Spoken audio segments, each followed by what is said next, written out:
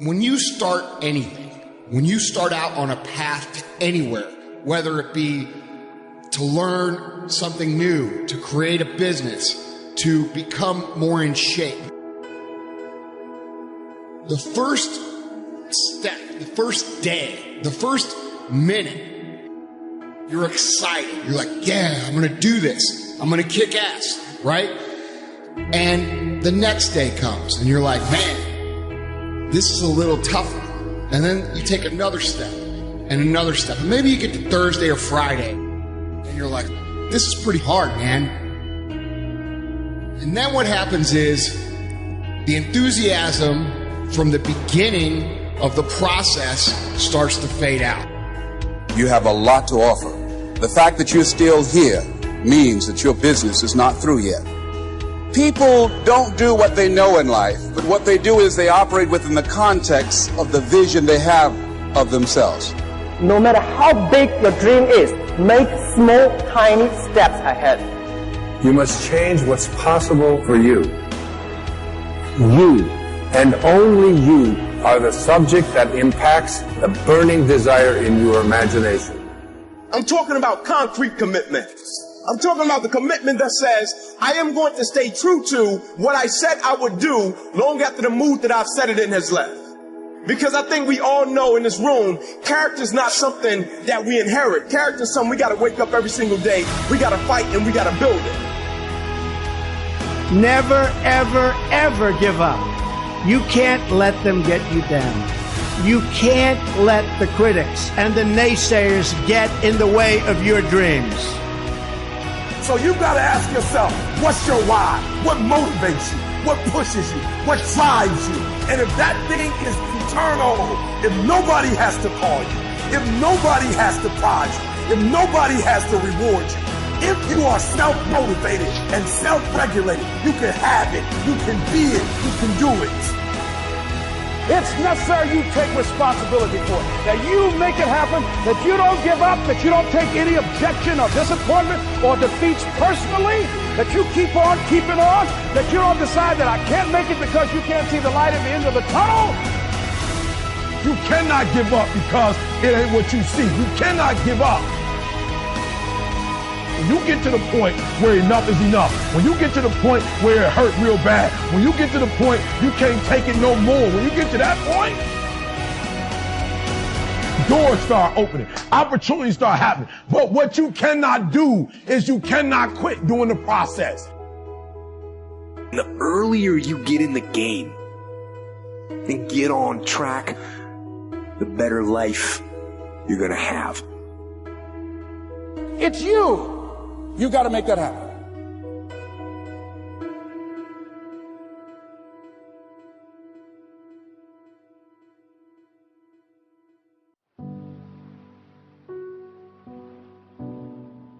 The first step before anybody else in the world believes it is you have to believe it. There's no reason to have a plan B because it distracts from plan A. I want to represent an idea. I want to represent possibilities. I want to represent the idea that you really can make what you want. One of my favorite books is The Alchemist, Paulo Coelho. And I just believe that. I believe that I can create whatever I want to create. Pain is not your enemy. Pain is your servant. And pain is telling you that there's a problem here and you need to get it fixed. You need to drag it out of the dark and you need to deal with this, and you have to decide enough is enough. It's time for a new direction. It's time to say that's it. Turn to somebody and say that's it. Passivity is a spirit and it'll kill you. It'll kill your relationships. It'll kill your home. It'll kill your marriage. If we just sit back and do nothing, it'll kill you. There's a redemptive power that making a choice has, rather than feeling like you're at effect to all the things that are happening. Make a choice. Like, you just decide what it's going to be who you're going to be, how you're going to do it. Just decide. And then from that point, the universe is going to get out your way.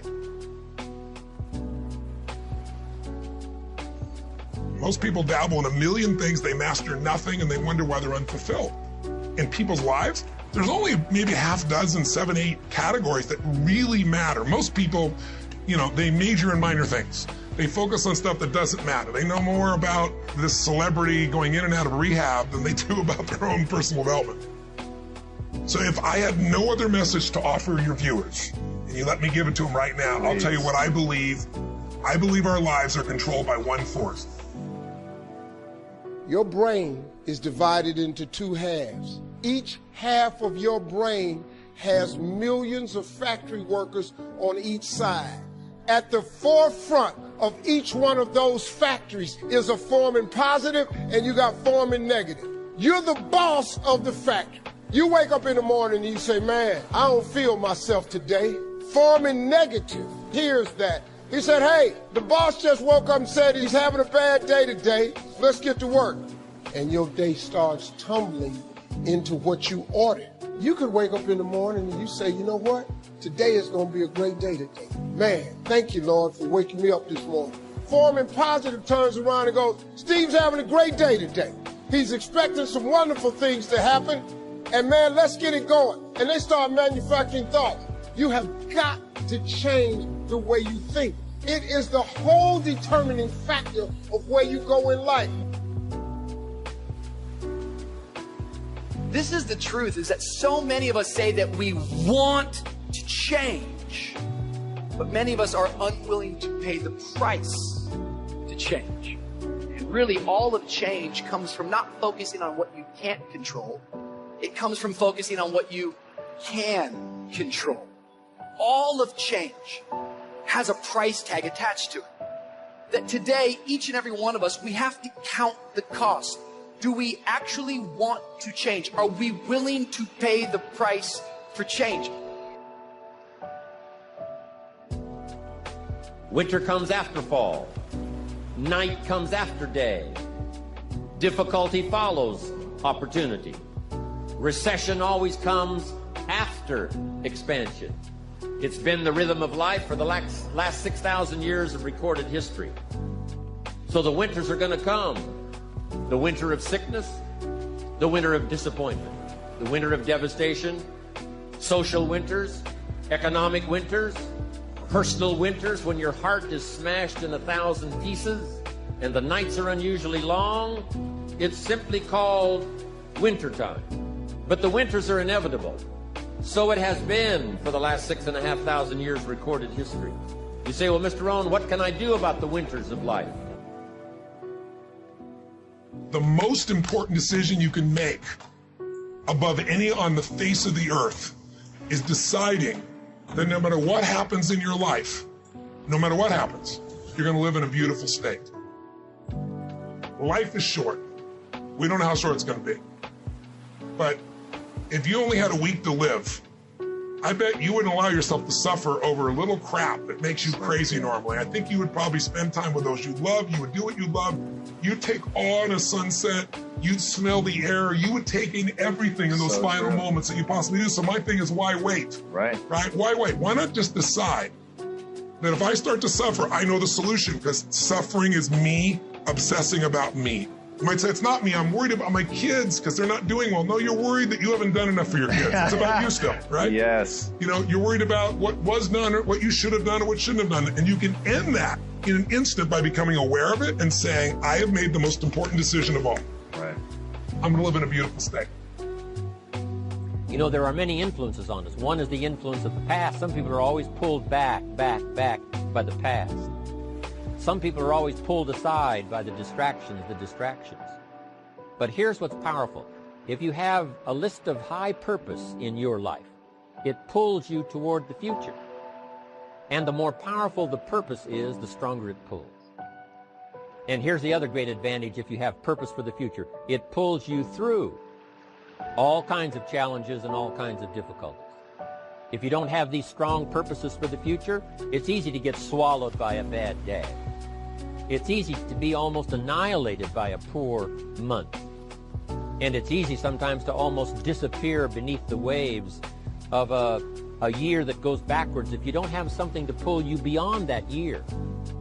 So if you want something to pull you through all kinds of challenges, all kinds of difficulties, and things that come at you, you got to have something on out there, beyond today, beyond next week, beyond next month, beyond this year, that pulls you into the future. And the clearer it is, the stronger it pulls. The more dynamic it is, the more it affects your life, your spirit, your heart, your soul. It also creates imagination. It gets your mind working on how to achieve that purpose. And if your mind will work, and if your heart works, and if your spirit works, and if you have good input, like good ideas, I'm telling you, there isn't anything you can't accomplish. Until you're willing to plead to make your dream become a reality, your dream will be just that, a dream. See, so many people talk and talk and talk, but very few walk and walk and walk and turn their walk into a jog and their jog into a sprint, which is okay. But the problem is, they resent those of us who made the choice to put ourselves in position to hoist the banners. They resent those of us who made the choice to keep pushing, even when our skin got a little moist, because we understood that that moisture, aka sweat, would eventually build, and all of that sweat equity would allow us to never sweat or worry about struggle. That sweat equity would allow us to never sweat, worry, or stress, because winners like us chose to bury all of our fears. Winners like us chose to bury all of our doubts, all of our indiscretions, and we took all of our life lessons and refurbished, repackaged, recreated, and reused all of the pain, all of the hurt, all of the failure, all of the setbacks, and turned them into get-backs. And that's why we continuously get back up and will always get back up. When life pops up and pops us in the mouth, we may drop and we may go down, but it's never for the count. You can bet your bottom dollar that you can count on winners like us to always come through in the clutch. The separation of talent and skill is one of the greatest misunderstood concepts for people who are trying to excel, who have dreams, that want to do things. Talent you have naturally. Skill is only developed by hours and hours and hours of beating on your craft.